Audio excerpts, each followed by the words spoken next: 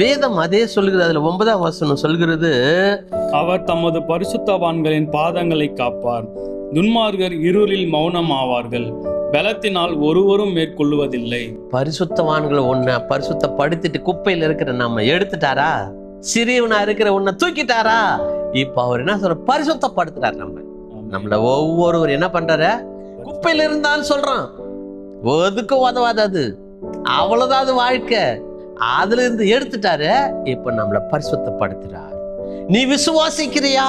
ஆண்டவர் அதான் சொல்றார், நீ விசுவாசித்தால் தேவனுடைய மகிமையை காண்பேன். அங்க 7ஆம் வசனம் அதான் சொல்லுகிறார் பாரு, ஐஸ்வர்யம் அடைய பண்ணுகிறவர் அவர் உனக்கு அப்படியே செய்வாருங்க. அதுல எந்த சந்தேகம் வேணாம்.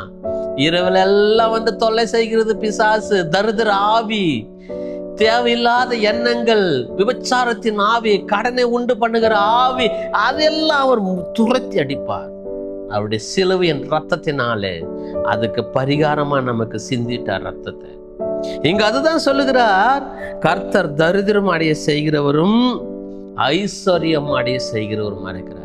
இதையும் தருவாராம், அதையும் தருவாராம். ஆனா நம்ம சொல்றாரு, உன்னை குப்பையிலிருந்து எடுத்து, சேத்துல இருந்து எடுத்து அவர் ரத்தத்தினாலே கழுவி பரிசுத்தமா நம்மளை மாத்துறார்.